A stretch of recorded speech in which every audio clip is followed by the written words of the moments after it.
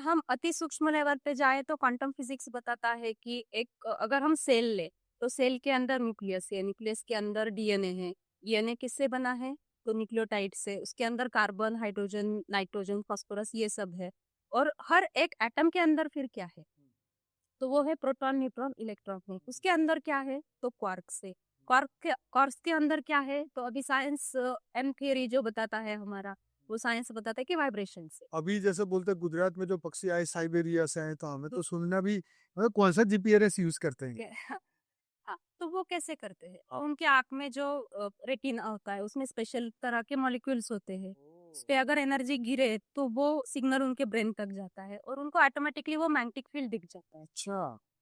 तो ये सब सिस्टम बायोलॉजी का और क्वांटम का दोनों मिक्स करके एक क्वांटम बायोलॉजी बनता है। एक फेमस लॉ है कि एनर्जी इज क्वांटाइज। मतलब जो एनर्जी सूरज से आ रही है वो हमको दिख तो रेज रहे हैं, लेकिन वो रेज किससे बने हैं? वो छोटे छोटे जो कण है उनको फोटोन बोलते हैं, अच्छा। क्वांटा बोलते हैं। तो वो सबसे छोटा यूनिट क्वांटा है, फोटोन है। तो वो छोटे छोटे कण मिलके हमको आते हैं और फिर हमको वो एक रेज दिख जाती है।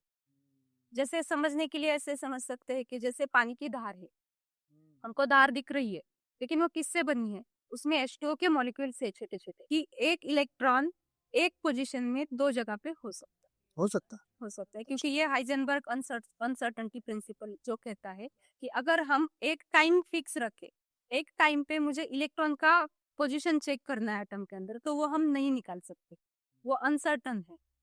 ठीक है। और अगर उसका पोजीशन फिक्स रखा तो वो किस टाइम पे उधर होगा ये भी हम निकाल नहीं सकते। तो क्योंकि वो उतनी स्पीड से चल रहा है। मेडिटेशन मतलब हमारा जो पैरासिम्पथेटिक मोड होता है ना, वो ऑन हो जाता है, जिससे हर सेल मतलब स्ट्रेस कम हो जाता है, वो रिलैक्स मोड पे हो जाती है। तो फिर हमारा रिपेयरिंग सिस्टम अच्छा हो जाता है।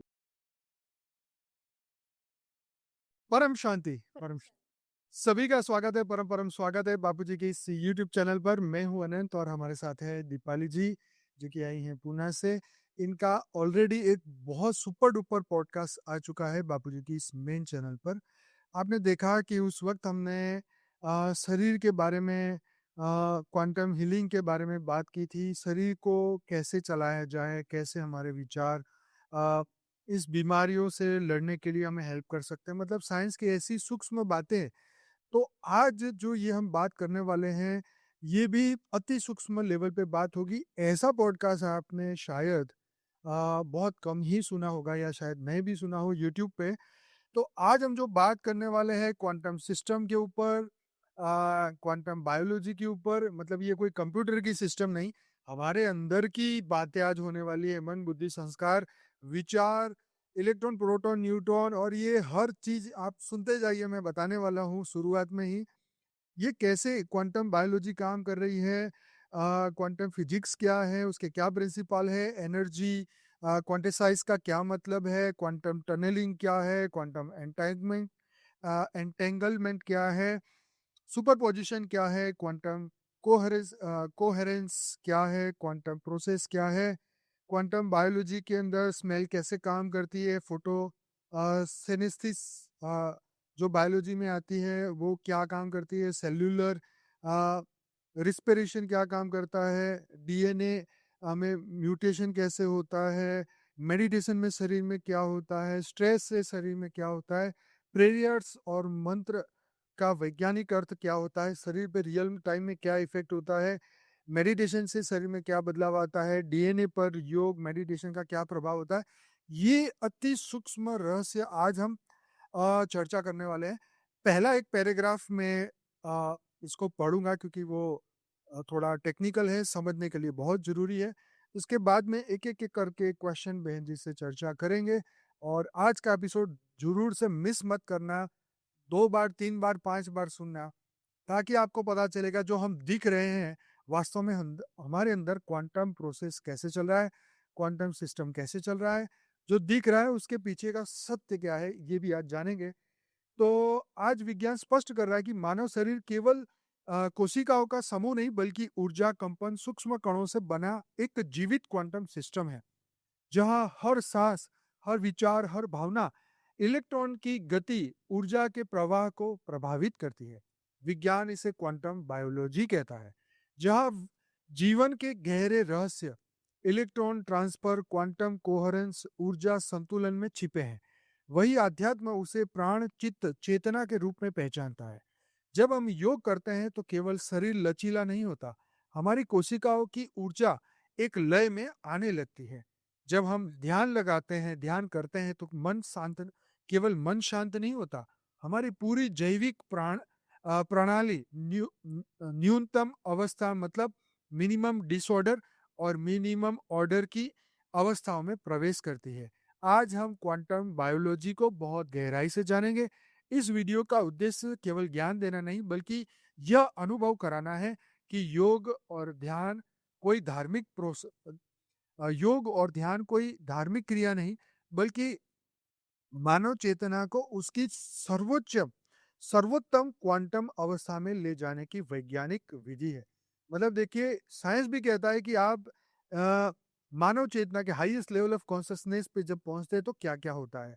हजारों वर्ष से योगी कहते हैं आए हैं कि शरीर साधन है और चेतना साध्य है। और आज आधुनिक विज्ञान धीरे धीरे उसी सत्य की ओर बढ़ रहा है। और तो चलते हैं, शुरुआत करते हैं। तो हमारी बहन जो है पीएचडी डॉक्टर है, डॉक्टर दीपाली।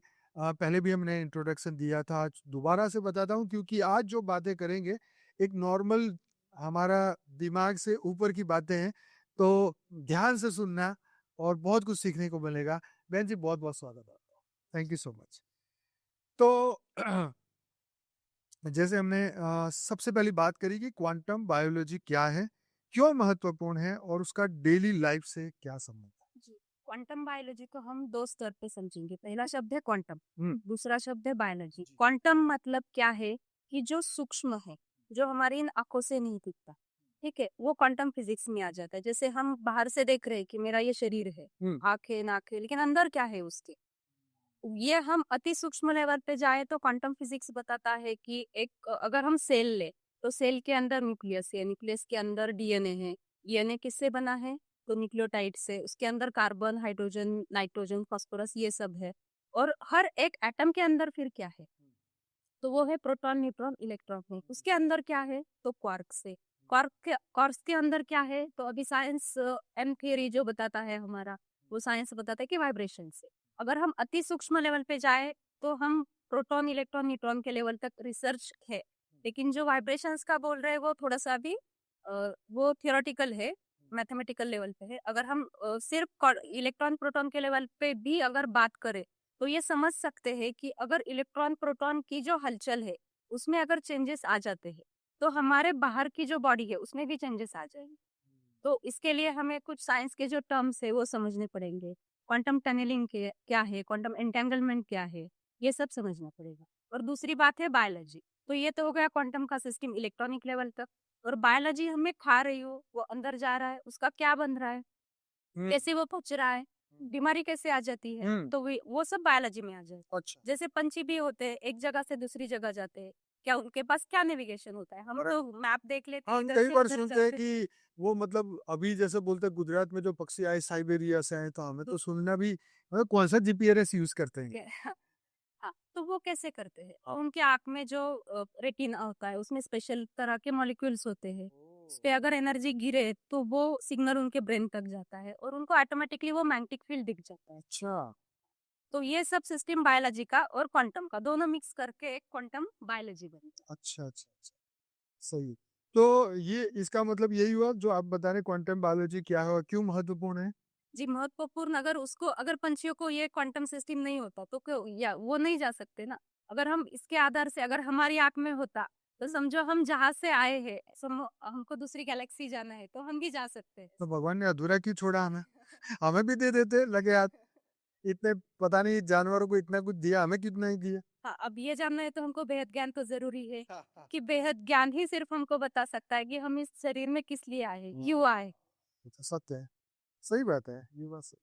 तो ये महत्वपूर्ण है, क्वांटम बायोलॉजी का महत्वपूर्ण ये इसलिए है कि हम अपने आप को जान सकें। जान सकते। ओके। और एक क्वेश्चन है कि उसका डेली लाइफ से क्या संबंध है। अब डेली लाइफ का बर्ड्स का तो बता दिया, ये वो जाते हैं वैसे भी हमारे। अब मुझे कोई इमेज दिख रहा है, हम्म, सपोज ये प्लांट दिख रहा है, ठीक। ये किस वजह से दिख रहा है? हाँ। तो मेरी रेटिना में जो मॉलिक्यूल्स होते हैं उनमें जो लाइट है, लाइट फोकस इससे हो गई, सूर्य प्रकाश का का। प्रकाश है, इसका फोटोन्स मेरी आंख में गया, हाँ, ठीक है। तो वो फोटोन मेरी आंख में जाएगा, उसमें जो केमिकल है, उसमें जो इलेक्ट्रॉन्स है, वो एक्साइटेड हो जाएंगे, अच्छा, और वो जो उससे एक सिग्नल बनेगा, अच्छा, वो सिग्नल फिर ब्रेन तक जाएगा, अच्छा। फिर उसको समझेगा। अच्छा, एक आम इंसान को समझना है तो क्या फोटोन फिजिकल होते हैं या क्या हो नहीं, फोटोन को फिजिकल नहीं कह सकते। जैसे आपने कहा कि यहाँ से मतलब हरा देखने के लिए प्रकाश यहाँ से आंखों में गया फोटोन, तो फोटोन क्या ट्रैवल करते हैं ट्रैवल करते हैं ना, जैसे सन है हमारा, हाँ, जैसे तो वो ऊर्जा आती है तो वो ऊर्जा फोटोन आती है, आ रहे हैं आंखों में। फोटोन आ रहे, जैसे हाँ, एक क्वांटाइज करके एक है, एक फेमस लॉ है कि एनर्जी इज क्वांटाइज। अच्छा, मतलब जो एनर्जी सूरज से आ रही है, वो हमको दिख तो रेज रहे हैं, लेकिन वो रेज किससे बने हैं? वो छोटे छोटे छोटे छोटे जो कण है, उनको फोटोन बोलते हैं, अच्छा, क्वांटा बोलते हैं। तो वो सबसे छोटा यूनिट क्वांटा है, फोटोन ही।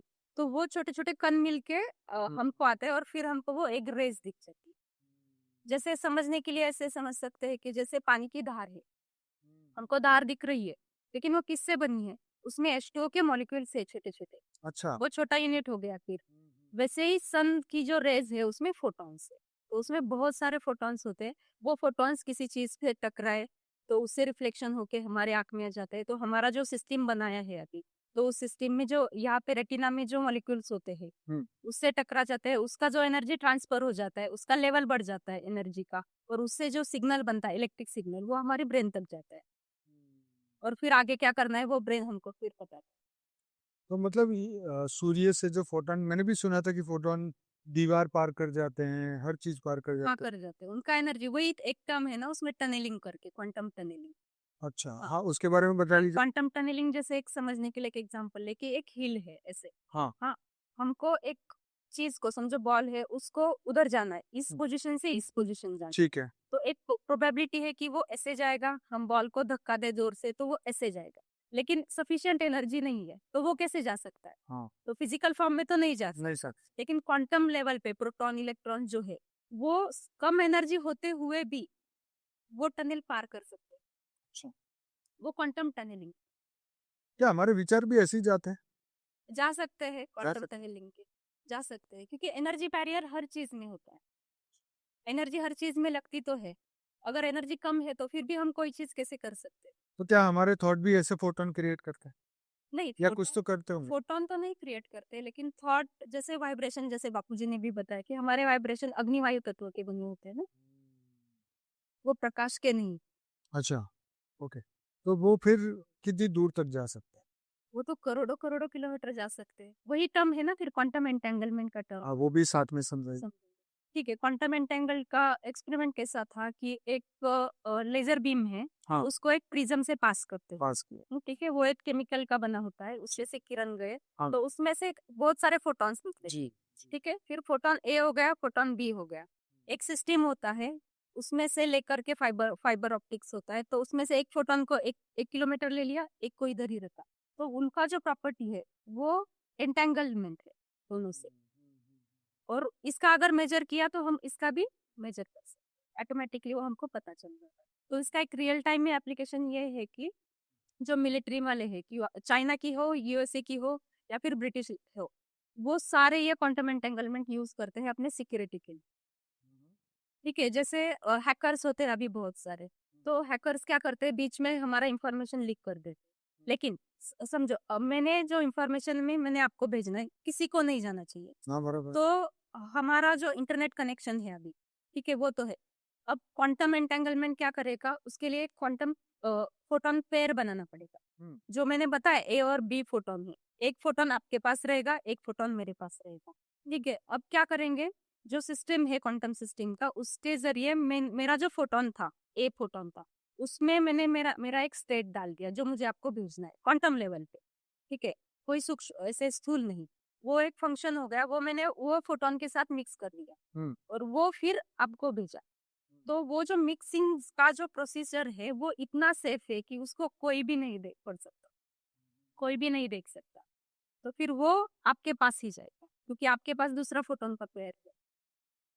तो ये सिक्योरिटी इतनी कड़क है कि इसको कोई भी नहीं ऐसे लीक वो कर आजकल सकता, व्हाट्सएप भी कहते हैं ना आपके मैसेज इनकरप्ट है, हो जाता है। उसमें भी ऐसा ही कुछ है? ऐसा ही होता है, लेकिन ये मिलिट्री वाला बहुत स्ट्रांग होता है, क्योंकि ये फोटोन एंटेंगलमेंट पे काम करता है। अच्छा, उसको तो हम ऐसे समझते हैं ना कि इसके पास इसको कुछ हुआ तो दूसरे कण को भी हो जाता है, ऐसा क्या? हाँ, ये वही है ना कि एक जो कण है उसका प्रॉपर्टी हमने चेक किया, तो दूसरे का भी प्रॉपर्टी अपने आप वही होगा। वही होगा। अगर यहाँ का इलेक्ट्रॉन क्वांटाइज है तो इलेक्ट्रॉन का स्पिन ऐसे ऊपर की डायरेक्शन में है तो दूसरा इलेक्ट्रॉन नीचे की डायरेक्शन। तो अगर इसका जानकारी हमको पता चल गया तो इसको अपने आप हम मेजर कर सकते हैं। अच्छा, तो ये तो सिर्फ मेजरमेंट वाली बात हुई। हाँ, ये मेजरमेंट हो गया, लेकिन रियल टाइम में बताया ना, ये जो इंक्रिप्टेड कोड बनाते हैं तो सिक्योरिटी टाइट हो जाती है। अच्छा, ओ, ये रियल टाइम में एप्लीकेशन। ओ, ठीक। और अगर हम सूक्ष्म लेवल पे जाए हाँ। तो एक माँ पिता है, उनसे जो बच्चे हैं, हम्म। ठीक है, अगर मेरी माँ है तो मेरा और उनका भी एक एंटेंगलमेंट लेवल हो गया। अगर हम हाँ। स्पिरिचुअलिटी व्यू से कुछ सही बताना बात, चाहे तो सही बात। अगर मैं कुछ सोच रही है तो माँ को अपने आप कभी बहुत कभी पता पता चल चल जाएगा। जाता है। वो तो सही। तो वो किस लेवल पे है, ये तो अभी साइंस ने ये लेवल पे रिसर्च हुआ ही नहीं है। हुआ ही नहीं है। अगर हुआ तो उसमें भी कुछ क्वांटम एंटेंगलमेंट का कुछ फॉर्मूला निकाल सकते हैं। राइट। तो डीएनए में हमारा ऐसा कोई कण नहीं है कि दोनों का चेक करे तो पता चल जाए कि हाँ दोनों का। नहीं, अभी तक तो अभी नहीं। तो नहीं आया है। अच्छा, मेरा दिमाग बहुत तेज चलता है तो इसमें आता कुछ नहीं है लेकिन चलता बहुत है। ये अगर एंटेंगलमेंट हमको करना होगा तो क्या करना पड़ेगा? जैसे ये एक्सपेरिमेंट है, उसमें फोटोन को अलग किया ना। हाँ। हमको अगर करना है ऐसे लेवल पे तो हमको क्या करना पड़ेगा? इमोशंस को कैसे कैप्चर कर सकते हैं? मेरे मन में जो चल रहा है वो कुछ तो चल रहा है, वो और उनके मन में जो चल रहा है विचार, हाँ। वो दोनों को एक कैप्चर कर सके ऐसा कुछ तो इंस्ट्रूमेंट बना। हाँ, मशीन बना। यही है कि वो जब मान लीजिए कि कोई विचार में आइडिया कोई नंबर आपने सोचा कि भाई नंबर 10 आजकल तो ये लोग कर रहे हैं तो कैसे करते होंगे ये लोग? वो तो सूक्ष्म मेंटालिस्ट जगत का वाले, कनेक्शन है ना, सूक्ष्म जगत वाले। क्योंकि मैंने मन में जो हुआ वो सब मेरे ऑरा में आएगा। हम्म। मैंने जो सोचा है और ऑरा ऑरा जो पढ़ लेते हैं उनको वो जानकारी फिर पता चल सकती है। यही बातें मतलब इतनी कॉन्ट्राडिक्टरी कई बार समझ में नहीं आती कि अच्छा भगवान राम ने क्यों नहीं पता कर लिया कि सीता वहां है, क्या दिमाग नहीं पढ़ पाए? या शंकर जी ने पार्वती के दिमाग से आइडिया क्यों नहीं ले लिया कि अरे ये तो गणेश जी हमारा बच्चा है?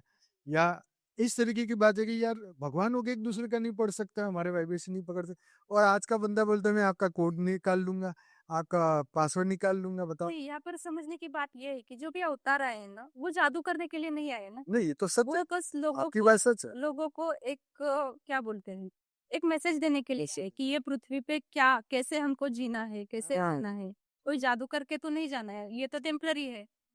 यहाँ का हिसाब करके हमें तो ऊपर के लोगों में जाना है। जी जी जी। आगे बढ़ते हैं।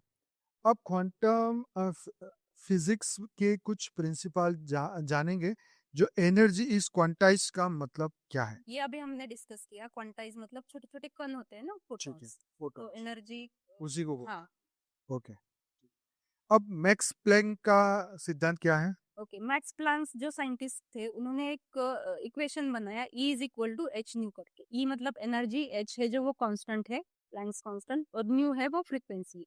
जैसे हमारी फ्रीक्वेंसी बढ़ती है वैसे हमारी एनर्जी बढ़ती है। अच्छा, ये एक रिलेशन है एनर्जी और फ्रीक्वेंसी। फ्रीक्वेंसी को कैसे समझे देसी भाषा में? और फ्रीक्वेंसी मतलब जो वेव नेचर होता है ना, समझो मैंने एक ऐसा वेव निकाला, ठीक है, तो वो एक फ्रीक्वेंसी होगी। अच्छा। उसमें एक ऊपर का पार्ट आ गया, एक नीचे का पार्ट आ गया, वो दोनों मिला के एक फ्रीक्वेंसी हो गई। तो ऐसा एक किया, हाँ। ठीक है, उसकी एक फ्रीक्वेंसी हो गई। अब दूसरा एक वेव का पैटर्न में बनाऊंगी जिसमें लेंथ कम होगी, ऐसे होगी, पास पास, बहुत पास पास, ठीक है, तो उसमें फ्रीक्वेंसी ज्यादा है, अच्छा। तो मतलब उसकी एनर्जी भी ज्यादा है। अगर इसको हम कलर के हिसाब से समझे, जो हमारा इंद्रधनुष होता है हाँ। उसमें जो हम कलर बताते हैं बीच और वायलेट से हम्म। रेड का, तो जो रेड कलर है वो मिनिमम एनर्जी का प्रतीक, अच्छा। क्योंकि उसका वेवलेंथ ज्यादा है तो उसका फ्रीक्वेंसी कम है तो एनर्जी भी कम। और जो बैंगनी कलर है, नीला कलर हाँ। है, वो हाई एनर्जी का। हाँ। हाँ, जो हमारे कलर का स्पेक्ट्रम है उसमें, इसीलिए जो रेड लाइट को फॉलो करते हैं तो ये सिद्धांत। उनके लिए रेड सिग्नल है, वो उसको अच्छा। मत फॉलो करो। अच्छा। ओके। तो ये सिद्धांत और क्या समझाता है मैक्स प्लैंक का, थोड़ा सा और बस वो कॉमन एनर्जी, भाषा में? बस एनर्जी और फ्रीक्वेंसी का ही रिलेशन। अच्छा, एनर्जी और फ्रीक्वेंसी। इसीलिए हमने किसी फ्रीक्वेंसी, मतलब जैसे आम भाषा में बोले कि मैंने पढ़ाई की, हाँ। एक दिन की, हम्म। दूसरे दिन नहीं की, तीसरे दिन की, फिर नहीं की, तो वो फ्रिक्वेंटली नहीं होगा ना, बार बार रिपीटेशन नहीं होगा, ठीक है। तो फिर वो हमारे दिमाग में नहीं बैठेगा। ठीक है। ठीक है, अगर हमको एग्जाम में पास होना है तो वो कंटिन्यूअसली थोड़ा थोड़ा रोज करना पड़ेगा। ठीक। तो रियल टाइम में भी अगर हमको कोई चीज करनी है हम्म। तो उसका प्रयास मतलब फ्रिक्वेंटली हमको वो चीज करनी पड़ेगी।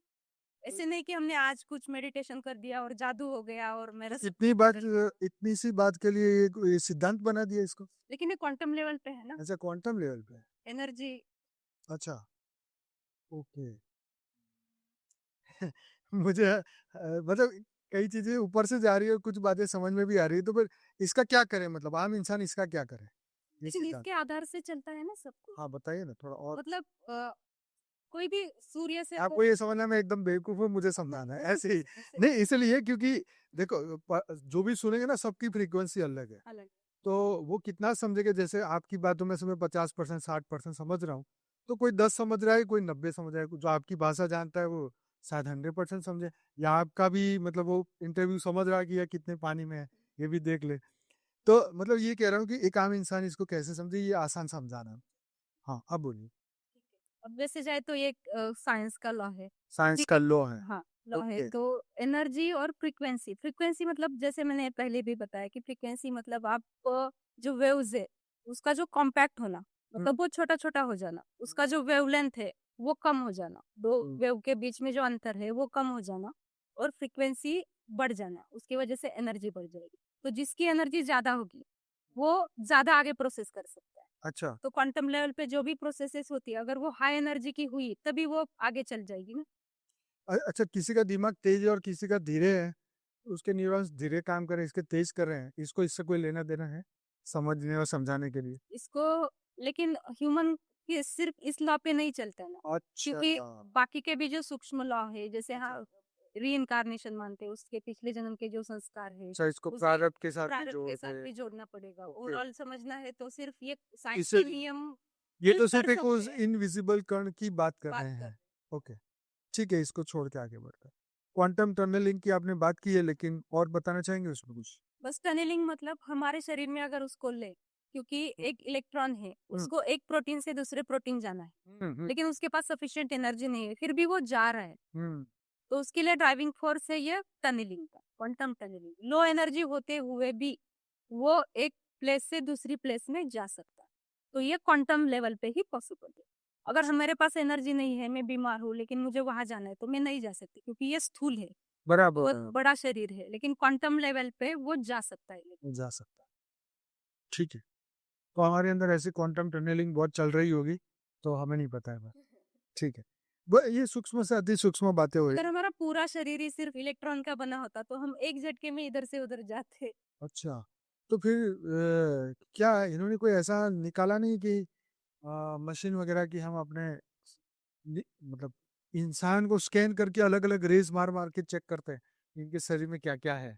हाँ नहीं, ऐसे तो नहीं, अभी हम एक्सरे निकालते हैं बस। एक्सरे तो भाई चलो हड्डियां पता कर ली, एमआरआई किया। ये भी शुगर करो ये निकाल दी, नहीं तो हम तो मानते नहीं हमारे अंदर हड्डी है जब तक तोड़ के ना देखे। सही है, ये तो सही है। ठीक है, ये सुपर पोजिशन क्या होता है। सुपर पोजिशन ये है कि मैं अभी इधर बैठी हूँ, क्या मैं उस कुर्सी पे आपको दिख रही हूँ? नहीं, नहीं दिख रहा है। मैं ये शरीर में हूँ तो मैं एक ही जगह पे हो ठीक है। सकती हूँ, लेकिन सुपर पोजिशन कंसेप्ट ये कहता है कि एक इलेक्ट्रॉन एक पोजिशन में दो जगह पे हो सकता है। हो सकता है। हो सकता है क्योंकि ये हाइजेनबर्ग अनसर्टेनिटी प्रिंसिपल जो कहता है कि अगर हम एक टाइम फिक्स रखें, एक टाइम पे मुझे इलेक्ट्रॉन का पोजीशन चेक करना है एटम के अंदर, तो वो हम नहीं निकाल सकते, वो अनसर्टन है। ठीक है, और अगर उसका पोजीशन फिक्स रखा तो वो किस टाइम पे उधर होगा ये भी हम निकाल नहीं सकते, तो क्योंकि वो उतनी स्पीड से चल रहा है। तो सुपर पोजिशन ये बताता है कि उसकी प्रोबेबिलिटी हम मेजर नहीं कर सकते। ठीक है, अगर हम कॉइन ले, उसको उछाले, तो वो जो टाइम है उस टाइम पे दो प्रोबेबिलिटी हो जाएगी, एक तो हेड और टेल, तो ये दो प्रोबेबिलिटी हो गया ये कॉइन का। लेकिन इलेक्ट्रॉन प्रोटॉन इनफाइनाइट प्रोबेबिलिटी में होते हैं, तो वो सुपर पोजिशन है, उसको हम काउंट नहीं कर सकते, उसका पोजिशन, उसका मोमेंटम, वो सब क्या है, उसका वेलोसिटी क्या है, वो किस टाइम पे यहाँ पे होगा, किस टाइम पे वहां पे होगा, वो हम माप नहीं सकते। ओके। ये बता। ठीक है, आपकी बातें थोड़ी भारी लग रही है, पर जैसा मुझे तो ये बात याद आई कि रामायण में हम देखते हैं तो रावण इधर भी दिख रहा है इधर भी दिख रहा है, दोनों जगह हंस रहा है। हंस रहा तो हालांकि इससे कोई लेना देना नहीं है, पर क्या मतलब कुछ जैसे आपने कहा ना वो यहाँ भी है वहां पर भी है, हाँ। तो ऐसी बहुत जगह पर है ना। सूक्ष्म में कोई आत्मा यहाँ पर भी है तो सूक्ष्म में और निराकारी रूप में वहां पर भी है। लेकिन तो ये सिर्फ हम इलेक्ट्रॉन के लेवल अच्छा, इलेक्ट्रॉन लेवल है, लेकिन आपने जो बताया वो भी बहुत अच्छा एग्जांपल हो सकता है कि क्वांटम जो बताया मैंने सुपर पोजिशन वो रावण को आता था फिर, ये अच्छा, कह सकते हैं ना। ये कह सकते। वो एक टाइम पे दो जगह पे रह सकता है, तो तो रावण के इलेक्ट्रॉन वो तेज थे वो वहां पहुंच जाता था, हमारा नहीं पहुंच रहा। नहीं, इसको ऐसे समझना होगा कि इलेक्ट्रॉन सूक्ष्म लेवल पे है ना, हाँ ठीक है। स्थूल में तो नहीं है। नहीं है। तो उनके पास सूक्ष्म ऊर्जा कोई है हाँ जो स्प्लिट कर सकती है, दो जगह पे एक टाइम पे रह सकती है। ये तो मतलब माया वो एनर्जी हुआ तब ना। पॉसिबल थी, लेकिन अब पॉसिबल नहीं है। तो ये हमारी प्रोग्रेस नहीं हुई। हाँ नहीं हुई ना। ये साइंटिफिक लेवल पे ये प्रोग्रेस हो गई, लेकिन जो पिछले युग में थी सतयुग त्रेता, हाँ वो प्रोग्रेस अभी भी नहीं है हमारी। नहीं है, सही बात है। उसमें से तो बहुत सारी चीजें नहीं है। वो हवा में उड़ के आता था जाता था, पता नहीं क्या है। ये चीज तो हमारे यहाँ है ही नहीं। ये तो पता नहीं इतने बाल की खाल उतार रहे हैं, लेकिन रियल में देखे तो सिर्फ ये सिद्धांत। ये रिसर्च भी करना हो तो इसमें कितना टाइम लग जाता है पता है? 20-20 30-30 साल लोगों ने इसमें मैं कह रहा हूँ 100 साल लग जाए, लेकिन उससे मेरा कुछ फायदा नहीं है, तो मैं मतलब क्या करूंगा इसका, ये भी तो आता है ना दिमाग में। हालांकि आपकी ये पढ़ाई है, लोग पढ़ रहे हैं, पूरा जीवन लगा रहे हैं इस क्वांटम के चक्कर में। लेकिन क्वांटम का क्या मैं खाना खाऊंगा, क्या करूंगा जैसे एक आम आदमी सोचता है। नहीं, इसका प्रूफ तो ये इसीलिए हो रहा है कि कॉमन लोगों को ये पता चले कि ये सूक्ष्म लेवल पे है, ताकि हमारा जो पौराणिक कथाएं थी जिसको हाँ नहीं मान रहे हाँ थे वो उसको उसको मान सके। इसलिए ये प्रूफ है। ये प्रूफ है, अच्छा, ये क्योंकि तो ये लोगों की अच्छा तरीका। मेंटेलिटी बदलनी चाहिए ना। हाँ वो साइंस के आधार से ही बदलेगी, हाँ। और तब लोग मानेंगे कि ये हाँ ये हुआ था। मतलब जो धर्म में या इसमें विश्वास रखते हो, वो तो मान लेंगे तो जी, मान ये तो बात सच है रामायण जी की बात। कि भाई नारद जी ऊपर से नीचे आते थे, गायब होते थे, फिर मनुष्य बनते थे, फिर मैसेज देते, चलो हम लोग मान लेंगे, हम हिंदू है। लेकिन कुछ लोग नहीं मानेंगे, तो भाई तू ये कुछ पढ़ पढ़ ले पढ़ तो पढ़ ले। लीजिए, ये सुपर पोजिशन है। नारद मुनि का भी बेस्ट एग्जाम्पल है, वो भी एक क्षण में इधर से उधर आ जाते। तो उनके पास कुछ सूक्ष्म ऊर्जा थी जिसको हम सुपर पोजिशन अभी बोलते उनके कुछ ऐसे मंत्र होंगे जो इलेक्ट्रॉन को एकदम झंझोड़ देते होंगे, चल हैं। भाग यहाँ से, याद दिखे। इलेक्ट्रॉन वैसे हम देखे जाए तो सूक्ष्म तत्व है ना, अच्छा। लेकिन उनके पास तो परम तत्व थे जो कि अभी साइंस माप भी नहीं सकता। तो उसके भी परम इलेक्ट्रॉन्स होंगे जो वो कन्वर्ट कर लेता होगा फिर, ऐसा ही हो कुछ होगा। सकता है। हाँ ठीक है। ठीक है, आगे बढ़ते हैं। क्वांटम कोहेरेंस क्या है? क्वांटम कोहेरेंस अगर सामान्य भाषा में कहे तो एक रिदम है। अच्छा। जैसे पढ़ाई का मैंने बताया कि एक दिन का या दूसरे दिन, हाँ तो ये रिदम नहीं है। रिदम। अगर कोई इंस्ट्रूमेंट बजाता है वो रिदम में बजा तो तभी अच्छा लगता है। हाँ हमारा सिस्टम भी वैसे ही चलता है, रिदम पे चल रहा है। अच्छा। जैसे हम सांस ले रहे हैं, हाँ तो अगर रुक जाए रिदम, वो हाँ, एक कैसे सेकंड भी रुके हाँ रुका तो वो फिर फेल खत्म हो जाएगा। ठीक फिर वो रिदम पे चल रहा है। हमारा ब्रेन भी सिग्नल दे रहा है, वो भी रिदम पे चल रहा है। जो है। भी प्रोसेसेस चल रही है वो सब उस रिदम कोहेरेंस पे चलती है। अगर कोहेरेंस। डी कोहेरेंस हो गया, मतलब कोहेरेंस का हट जाना, डी कोहेरेंस, हाँ हाँ। तो सिस्टम ये खराब हो जाए। इसीलिए कोहेरेंस बहुत तो जरूरी। सिस्टम से जो चल रहा है उसको कोहेरेंस कहते कोहेरेंस, हैं। ठीक। आंखों से दिखना क्वांटम प्रोसेस कैसे है? हाँ वो अभी शुरुआत में ही हमने डिस्क्राइब किया कि जैसे फोटोन टकरा के आते अच्छा हैं तो आंखों वो ठीक है। पैटर्न। सूंघने मतलब स्मेल में क्वांटम बायोलॉजी कैसे काम करती तो सूंघना मतलब क्या है? कोई भी स्मेल है, है? हाँ तो स्मेल है मतलब उसमें भी कोई तो कण है, पार्टिकल्स है, उसका भी कोई केमिकल कंपोजिशन है जो हमारे नाक में जो रिसेप्टर होते हैं तो वो वहां पे जाता है। जैसे की लॉक मॉडल एक होता है, जैसे एक स्पेसिफिक लॉक होता है उसमें एक स्पेसिफिक की ही फिट हो जाती है। ठीक है, वैसे ही हमारे जो रिसेप्टर बहुत तरह के रिसेप्टर हो जाते हैं, तो उसमें वो स्पेसिफिक टाइप के केमिकल ही वहां पे चिपक जाते हैं, और फिर वो सिग्नल हमारे ब्रेन तक जाता है। तो ये भी एक क्वांटम प्रोसेस है। प्रकाश संश्लेषण मतलब फोटोसिंथेसिस में क्वांटम बायोलॉजी कैसे शामिल है? जी, फोटोसिंथेसिस। अब पेड़ देखे तो पेड़ भी कितनी कितनी मतलब होशियारी से सब कुछ बना लेता है।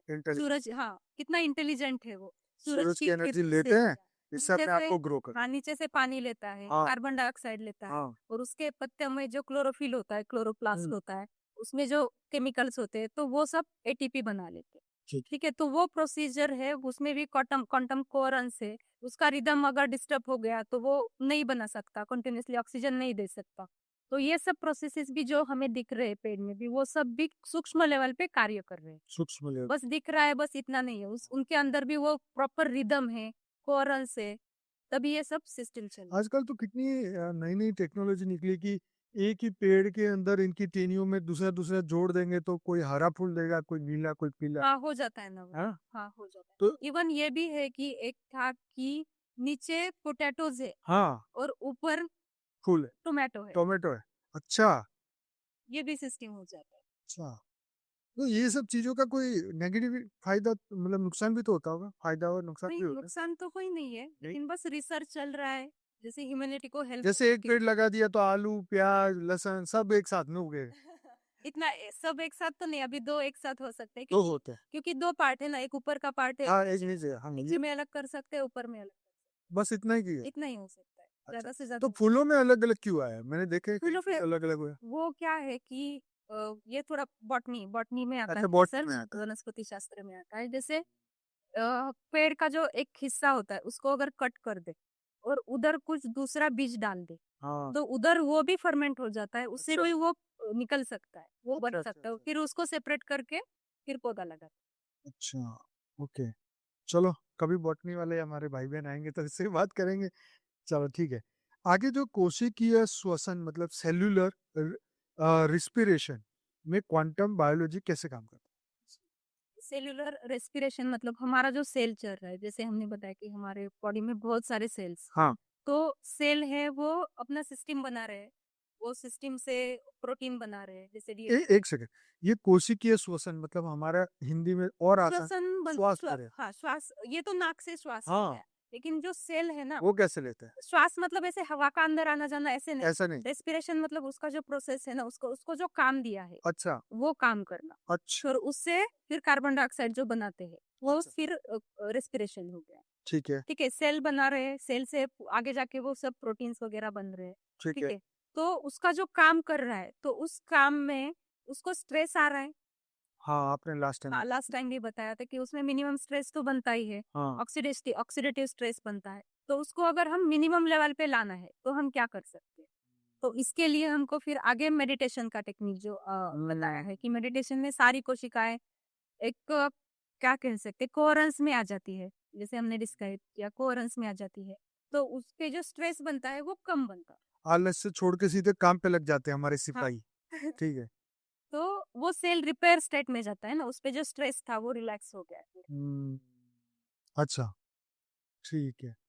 तो यही है क्वांटम बायोलॉजी में रिस्पिरेशन। हाँ, ये सेल रेस्पिरेशन।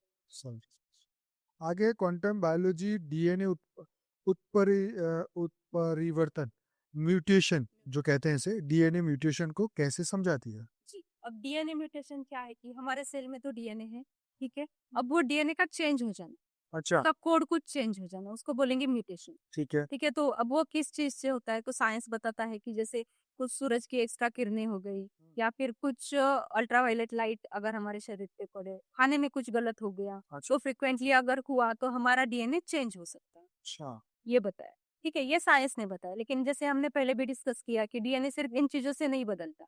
अच्छा, डीएनए हमारे पिछले जन्म के जो संस्कार है, हमें जो भोगना है, जो भोग, उसके आधार से भी सब बदलता है।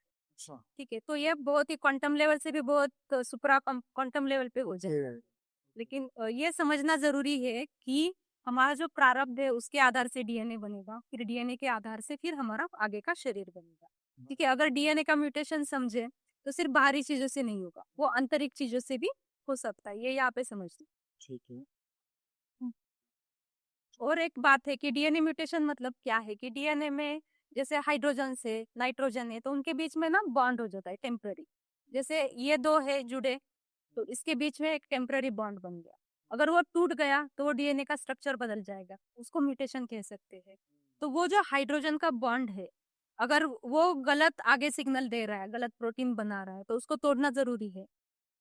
ठीक है, तो वो तोड़ने के लिए हम ऐसे बाहरी चीजों से तो नहीं कर सकते, तो उसको हमें आंतरिक जो चेतना है, आत्मा की शक्ति से हम संकल्प करें, तो वो सब डीएनए लेवल पे आके वो टूट सकता है हाइड्रोजन बॉन्ड, और उससे आगे जाकर अच्छा प्रोटीन बने।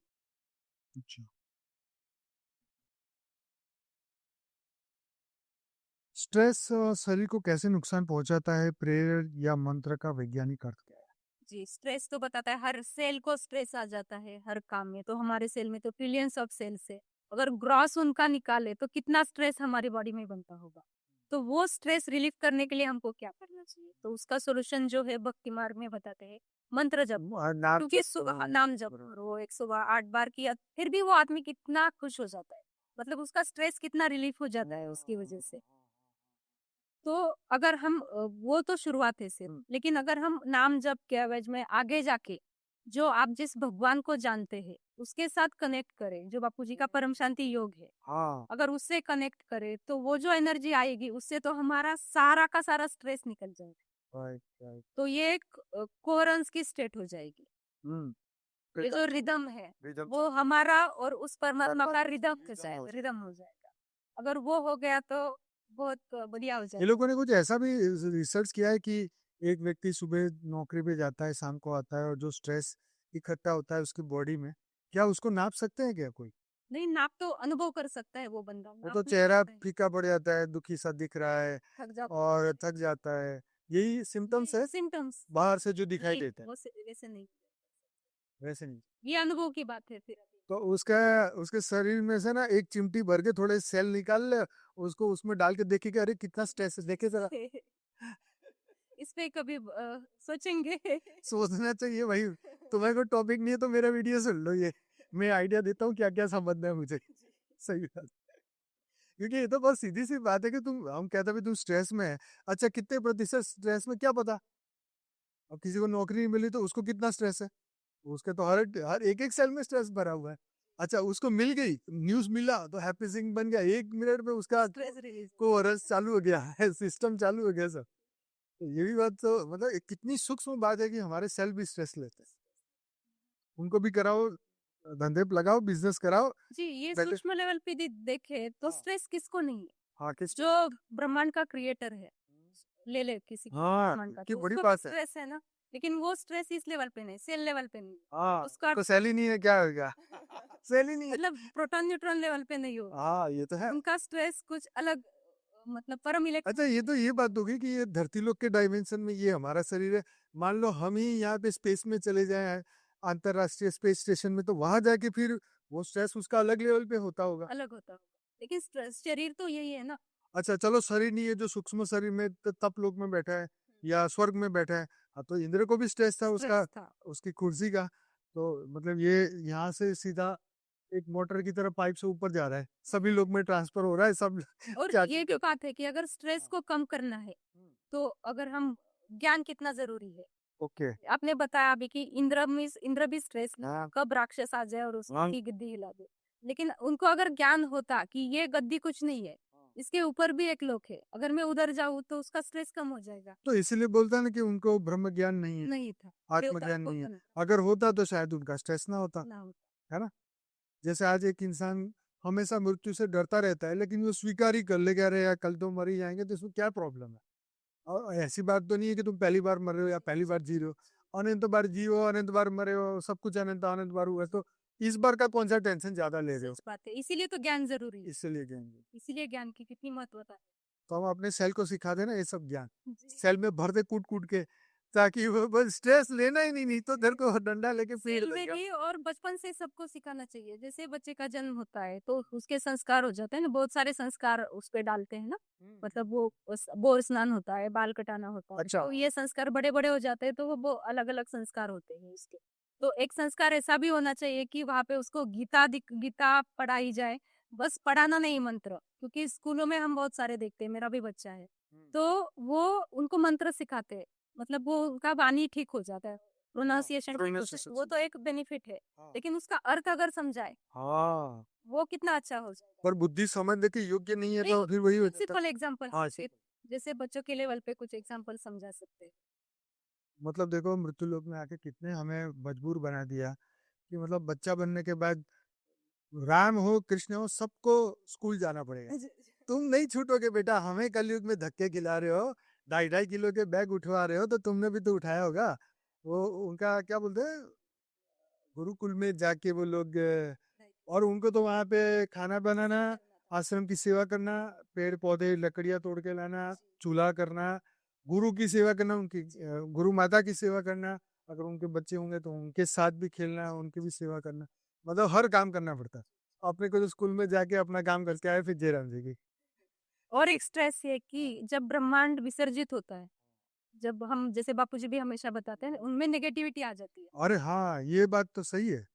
तो जो तो इसी को यही कहेंगे ना कि ब्रह्मांड खत्म होने के लिए जो संकल्प करना है वो स्ट्रेस पैदा करेगा ना। हाँ, लेकिन वो संकल्प क्यों करना पड़ा?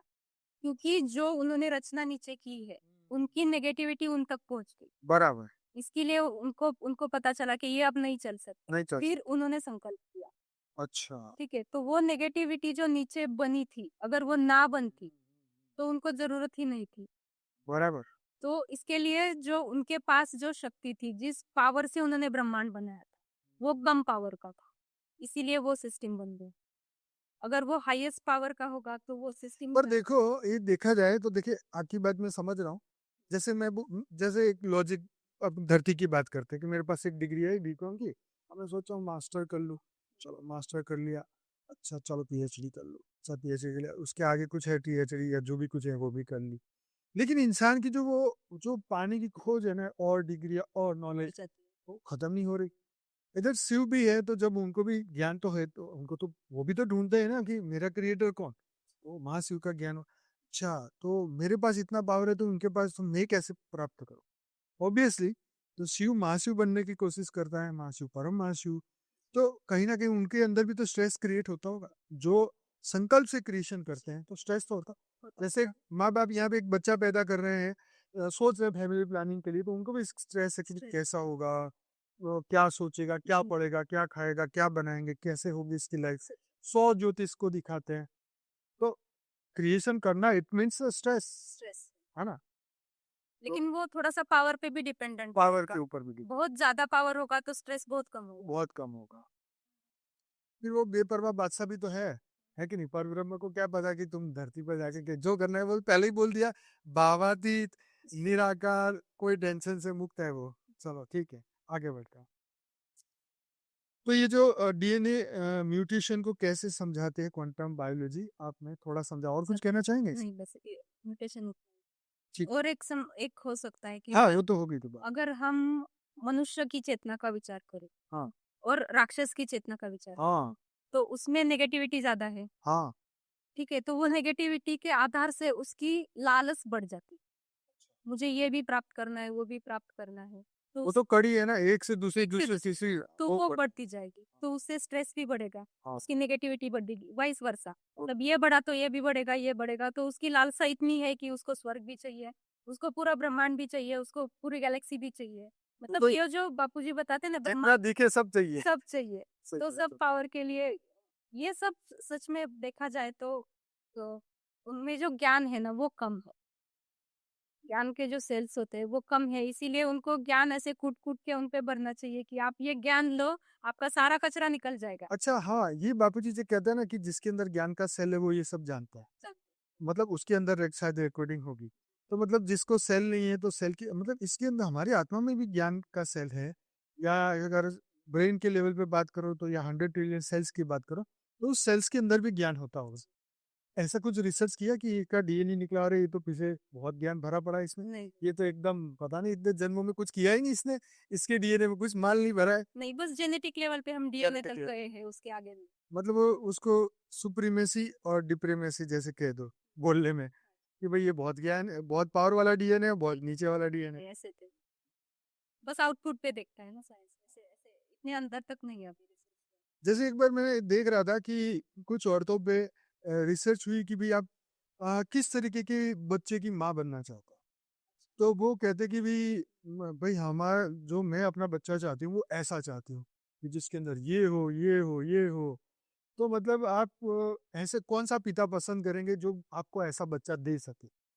हाँ, तो मतलब यहाँ पर भी तो वही बात हुई ना कि भाई हमारे को तो ऐसा बच्चा चाहिए, तो बाल उसके सफेद होने चाहिए, मतलब आंखें उसकी ऐसी होनी चाहिए, उसका शरीर एक गोरा चमड़ी वाला चाहिए, कोई कहेगा काली चमड़ी वाला चाहिए।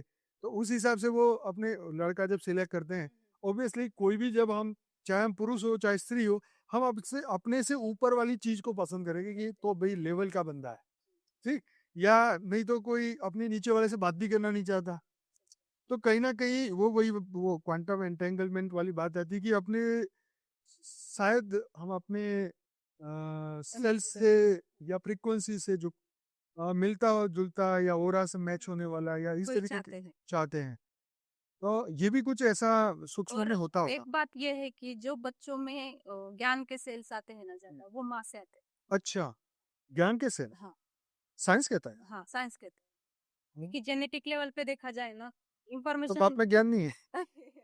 ऐसे नहीं, बाप में तो होता ही है, लेकिन जो एक होता है ना, क्रोमोसोम लेवल पे अच्छा होता है, तो क्रोमोसोम, वो हाँ जो हाँ। माँ का इंफॉर्मेशन होता है ना, अच्छा वो अच्छा कैरी हो जाता है, तो ओके। वो जो इंटेलिजेंस है ना, वो माँ से आता है। अच्छा इंटेलिजेंस। चलो ये भी अच्छा है, कुछ अच्छा अच्छा चीजें निकाले, बढ़िया है, अच्छा लगता है सब। तो ये जो हमने प्रेयर्स और मंत्र की बात की, स्ट्रेस को कम कर। कम करने, मेडिटेशन से शरीर में क्या बदलाव आता है? हमने हालांकि पिछले वीडियो पे तो पूरा उसी पे फोकस किया था, फिर भी आप कुछ बात इसमें बोल दीजिए। जी, जी। मेडिटेशन किया, जो जैसे हमने बताया कि स्ट्रेस तो बनता ही बनता है। हमें सिर्फ वो स्ट्रेस कम करना है। रिलैक्स एक करें। कोई करेगा मंत्र करेगा, हम्म। कोई मेडिटेशन करेगा। मेडिटेशन में भी बहुत सारे अच्छा प्रकार एक के। सेकंड एक सेकंड, इसमें बोलते हैं कि प्राणायाम करो, लोम विलोम करो तो भी आपके विचार बदल जाएंगे, आपका स्ट्रेस खत्म हो जाएगा, इस पे ये होता है ना, क्योंकि ऑक्सीजन का इंटेक बढ़ जाता है ना। जब हम ऐसे लंबी सांस लेते हैं, तो जो सेल है ना, वो थोड़ा रिलैक्स मोड हो जाता तो हम है। ऑक्सीजन का ही रूम में रहे तो फिर पूरे दिन, हाँ, ऑक्सीजन ज्यादा आएगा ना, फिर तो फिर इससे फायदा होगा। फायदा होगा ना, जरूर फायदा होगा। इसीलिए तो बापूजी कहते हैं ना कि सांस लेने जैसी हवा नहीं है अभी, कि बहुत सारे हजार्डस गैसेस है। ज्यादा ऑक्सीजन जितना होगा उतना शरीर भी अच्छा होगा। अच्छा, इसलिए बोला अरे हवा पानी बदलाव तो हिल क्या। स्टेशन पे जाओ, हिल स्टेशन।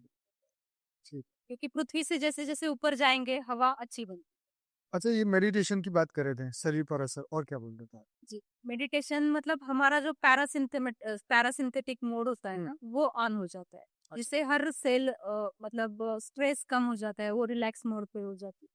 तो फिर हमारा रिपेयरिंग सिस्टम अच्छा हो जाता है, ये मेडिटेशन से हो जाता है। लेकिन ये सिर्फ शरीर के लेवल पे हम बात कर रहे हैं। अगर थोड़ा सूक्ष्म शरीर के लेवल पे मेडिटेशन का बात करें, तो हम अपनी आत्मा में जो पावर ले रहे हैं, वो डीएनए से होके हमारे इस बॉडी में आएगी, तो ये बॉडी को ठीक कर देगी। और इस बॉडी को ठीक करते करते हमारे सूक्ष्म शरीर को भी ठीक कर देगी। हमारे सूक्ष्म शरीर में जो हमारे अनंत जन्मों का जो कचरा भरा हुआ है, उसको क्लीन कर देगी। वो क्लीन हो गया, तो इस डायमेंशन में रहने की हमको कोई जरूरत नहीं है, हम हायर डायमेंशन में ये तो बहुत ऊंची बात है, अब फिर नीचे वाली बात कर लेते हैं। हाँ, कि अगर कोई व्यक्ति शांति में बैठा है, जैसे बहुत लोग शांति में बैठे, उसको शांति में बैठने से हमारे सेल पे क्या असर? वो हीलिंग मोड पे जाते हैं ना, तो उनको बीमारी भी कम हो सकती तो शांति से बैठने से। है। हाँ, हाँ। क्योंकि थॉट प्रोसेस चल रहा है, उसके लिए भी एनर्जी है, हर सेल भी काम कर रहा है। हम जितना एक्स्ट्रा एक्स्ट्रा सब कर रहे हैं, उतना सब स्ट्रेस बढ़ जाता है। ओ, इसीलिए शांति बहुत ही अभी बोले सोचना स्वरूप नहीं बस, सोचना नहीं है, इसका मतलब शांति का बहुत महत्व है। बहुत ही महत्व है। इसीलिए शांति से ज्यादा फिर परम शांति का महत्व है। वो तो आध्यात्म मतलब आत्मा की सीधी एनर्जी देने वाली बात आ रही है। तो शांति में भी श्रेष्ठ परम शांति। ये बहुत अच्छा टैगलाइन है, शांति में भी श्रेष्ठ परम शांति। अरे हाँ, बातों बातों में मस्त माल मिल गया। शांति में भी श्रेष्ठ परम शांति, इसको नोट किया जाए, कमेंट में लिखो ताकि सभी लोग इसको आगे फैलाएंगे। ठीक है। तो मतलब शांति में रहने के बहुत ज्यादा फायदे हैं, ऐसे हर धर्म ने कहा है वैसे तो इस बात को, जो भी उनके फाउंडर हो गए उन्होंने अनुभूति की होगी अपने जीवन में, जिस गुरु ने सोचा मतलब किया होगा वो अपने चेलों को बताया होगा शांति में बैठ। जी, इसका एक जनरल एग्जांपल है, जैसे कि हमारी दादी है, मैंने दादी तक देखा है, पर दादी को नहीं देखा। लेकिन वो, उनको स्ट्रेस बहुत कम रहता था, हाँ कितने खुश रहते थे। हाँ, कितना बुढ़े लोग ज्यादा खुश होते हैं ऐसे छोटा सा घर था हमारा पहले, हाँ, 10 बाय 10 का रूम, उसमें गाँव में भी ऐसे हाँ, मस्ती से रहते हैं। कितने अच्छे से रहते हैं। हाँ, लेकिन हम देख रहे हैं प्रोग्रेस चल रहा है, इतना बड़ा घर है, गाड़ी है, फिर भी अच्छा ठीक नहीं है, ठीक नहीं लग रहा है। तो ये किस कारण है, ये सोचना पड़ेगा। जो शांति है, वो शांति जरूरी है, वो शांति अभी नहीं मिल रही है, क्योंकि हमारी इच्छाएं बढ़ गई। तो मतलब इच्छा, कामना, वासना, जो कुछ भी है सब स्ट्रेस पैदा, इसलिए शून्य में चले जाओ, कहते हैं ना, शून्य में चले जाओ, शून्य में। बाबूजी बोलते हैं आत्म स्वरूप की अनुभूति, आत्मा को देखो, आत्मा स्वरूप। बढ़िया, बहुत बढ़िया। आखिरी क्वेश्चन, डीएनए पर योग मेडिटेशन का प्रभाव। जी, अभी हमने जैसे डिस्कस किया कि पैरासिम्पैथेटिक मोड ऑन हो जाता है, तो वो सब शरीर रिलैक्स मोड पे जाता है। तो वही मेडिटेशन का एक उपयोग है कि हम अपने शरीर को हील कर सकते हम जो कमांड देते हैं उसका क्या वो रहता है। विचारों का प्रभाव पड़ता है। नहीं, सबकॉन्शियस लेवल पे क्या फर्क, सेल पे क्या फर्क पड़े? हाँ, वही ना, सबकॉन्शियस लेवल पे हम अगर देखें, हमने संकल्प किया, ठीक है? संकल्प जैसे हमने बताया कि हमारा अग्नि और वायु तत्व है, तो हमारे शरीर में जो तत्व है वो सारे भी बैलेंस हो जाएंगे। तो तत्वों से ही हमारा शरीर आगे बना है। जैसे पंच तत्व जो हमारे है शरीर में, जो अग्नि वायु आकाश जल पृथ्वी, उससे ही हमारा शरीर बना है। अगर वो बैलेंस हो जाएंगे, हमने अच्छा विचार किया तो वो जो तत्व है वो बैलेंस हो जाएंगे। वो बैलेंस हो जाएंगे तो बाहर के जो तत्व है जल और पृथ्वी वो बैलेंस हो जाएंगे। तो ये आयुर्वेदिक लेवल पे भी है और साइंस लेवल पे भी ये सब सच है कि हम अगर अच्छा विचार करें तो हमारी बॉडी अच्छी बन जाए। जैसे प्लेसिबो इफेक्ट है, वो भी वही नहीं, बताता है। मैं फिर से आपसे एक पूछूंगा कि जैसे हमने एक संकल्प किया, हाँ मैं ठीक हूँ, लेकिन अंदर से विश्वास के साथ कहा हाँ मैं ठीक हूँ, जी। इसका बस क्या है? इसको वही। इसको आप समझाओ थोड़ा। जी, जी। विश्वास तो होना ही चाहिए हर चीज में, क्योंकि विश्वास के बिना तो सबकॉन्शियसली। सबकॉन्शियसली विश्वास होना चाहिए। जैसे पानी अगर मुझे कोई पढ़ा रहा है कि ये पानी में H2O है, 2 हाइड्रोजन है, 1 ऑक्सीजन। अगर मेरे को विश्वास नहीं, मैं नहीं मानूँगी, मैं जब तक नहीं देखूँगी मैं नहीं मानूँगी। अगर मैं यही मन में लगा के रखूँ, तो मैं ये कभी नहीं मानूँगी कि H2O से पानी बना है। अगर मैंने टीचर पे विश्वास किया कि टीचर जो पढ़ा रहे हैं वो सही है, तभी मैं आगे जाके वो आगे पढ़ने का मेरा इच्छा होगी। इसीलिए विश्वास बहुत ज़रूरी है। जो भी हम ज्ञान ले रहे हैं, चाहे कोई भी ज्ञान हो, चाहे हम गीता पढ़ रहे हैं, पुराण पढ़ रहे हैं या फिर साइंस का कुछ पढ़ रहे हैं, अगर विश्वास से पढ़े तभी वो अंदर जाएगा और उसके आधार से हम उसका अनुकरण कर सकते हैं, नहीं तो नहीं कर सकते। तो भाई आज का जो एपिसोड है बहुत डीप है, गहरा है। आप दो दो चाय पी के फिर उसको पूरा अच्छी तरह सुनना, क्योंकि ये आपके सेल्स को जागृत करके सुनने वाला ज्ञान है। क्योंकि रिसर्च इतनी कर रहे हैं, साइंस हमारे बहन इतना ढूंढ रहे हैं, इतनी मेहनत करके पूरा स्क्रिप्ट सोच के कि भाई ये बातें करेंगे, देखिए कितनी हमें एक लाइन भी याद नहीं रहती और बहन इतनी अच्छी बातें हमें समझा रही हैं। तो हम तो कितना दिल से धन्यवाद करना चाहिए कि हमारे लिए इस ज्ञान को आसान कर रहे हैं, जो कि आप समझ ही रहे होंगे कि कितना मुश्किल काम है ये चीज़ें रिसर्च करना, ज्ञान से समझना और लोगों तक सही इन्फॉर्मेशन, ताकि उनका जीवन अच्छा बने। ये मकसद क्या है इस पॉडकास्ट का कि हम अपने अंदर की सिस्टम, हमारे विचार, हमारे श्वास, हमारे सेल्स, हमारा डीएनए जो कुछ भी कर रहा है, हम उसे अननोइंगली करने दे रहे हैं। मन में आया वो सोचा, मन में आया वो किया, मन में आया खाया, मन में आया किया। वो मन में आया जो है वो स्ट्रेस पैदा कर रहा है। मन का स्ट्रेस तन पे आ रहा है और तन जो है रोज बीमार हो रहा है। तो कहीं ना कहीं ये बीमारियों के साथ हम बने हुए हैं, गिरे हुए हैं। कैसे करके इस क्वांटम के माध्यम से सूक्ष्म से अति सूक्ष्म सेल्स को, ये सब चीज़ों को समझ के हम समझे कि हमारे सेल्स कितना लोड लेंगे। कह रहे हैं ना, हर दिन हजारों सेल्स मर रहे हैं और कुछ ही पैदा हो रहा है। तो पैदा क्यों नहीं हो रहा? क्योंकि वो पॉजिटिविटी, ये आ, एक खुशी की पल हमारे एक दिन में हम 5 मिनट भी खुशी नहीं हो रहे। मतलब अंदरूनी खुशी की बात है। जो मिला उसको सेटिस्फेक्शन, भगवान का धन्यवाद करते हुए। वो सेल तब पैदा होंगे ना कि हम उस परमात्मा को याद करके उनका धन्यवाद करें। हैं? उसको हमेशा ग्रेटफुल रहे कि हाँ भगवान जो दिया, अच्छा स्वस्थ बॉडी भी है तो भी उसके लिए हम धन्यवाद नहीं करते। बीमार होने के बाद बोले भगवान ठीक कर दे, अरे पर तुम अभी तो ठीक हो तो उसका तो करो देना। तो जो ये हमारा होना चाहिए कि भाई भगवान को धन्यवाद करना, क्योंकि उन्होंने ही ये दुनिया बनाई, हमें यहाँ भेजा है। तो जितना हम पॉजिटिव रहेंगे, खुश रहेंगे, आनंद में रहेंगे, परम आनंद में रहेंगे, परम शांति में रहेंगे, उसका हर सेल पे असर पड़ता है। और आज हमने ये सीखा, जाना, समझा। तो मैं आशा रखता हूँ आप ये सीखेंगे, जानेंगे, कंटिन्यू करेंगे और अपने आप को परम आनंद में रखेंगे, परम खुशी में रखेंगे, परम शांति में रखेंगे। और विश्व में हमारे वाइब्रेशन जहाँ तक जा सके, हमारे थॉट जहाँ तक ट्रैवल कर सके, हर जगह परम शांति, परम शांति, परम शांति फैलाएंगे। बस इतना करेंगे, जीवन में परिवर्तन होगा। आप देखेंगे हमारे जीवन का मकसद बदल चुका है और अब जो है हम परम शांति के साथ आगे बढ़ रहे हैं। बहन जी बहुत बहुत धन्यवाद, दिल से धन्यवाद। वेद की परम महाशांति है। बने रहिए हमारे साथ इसी चैनल पे, बाबूजी की इस चैनल को सब्सक्राइब करें और आने वाले समय में ऐसे बहुत सारे नए वीडियोस भी आएंगे जो आपको साइंस के साथ स्पिरिचुअलिटी में आगे लेके जाएंगे। बने रहिए हमारे साथ, तब तक के लिए सबका बहुत बहुत धन्यवाद। बेहद की परम महाशांति है। और इसी चैनल पर डेली रात को लाइव मेडिटेशन कराता हूँ 10 से 11, जरूर से जुड़ना। दूसरा, मॉर्निंग में जुड़ना चाहते हैं सुबह 5:30 से 6:30 बजे साक्षी के साथ जुड़िए परम शांति मोटिवेशन एंड मेडिटेशन की चैनल पर। वहाँ पर भी 850 एपिसोड है और इस चैनल पर मेरे 1400 एपिसोड है। बहुत बहुत धन्यवाद परम शांति। बेहद की परम शांति सोचो, बोलो परम शांति। Join us daily for our morning live meditation, 5:30 a.m. to 6:30 a.m., Monday to Saturday. Join us daily for live meditation, 10 p.m. to 11 p.m. on YouTube Live. Subscribe now. Website www.paramshanti.org. Email us anand@paramshanti.org. Like, share, subscribe. Join today. बेहद की परम शांति सोचो।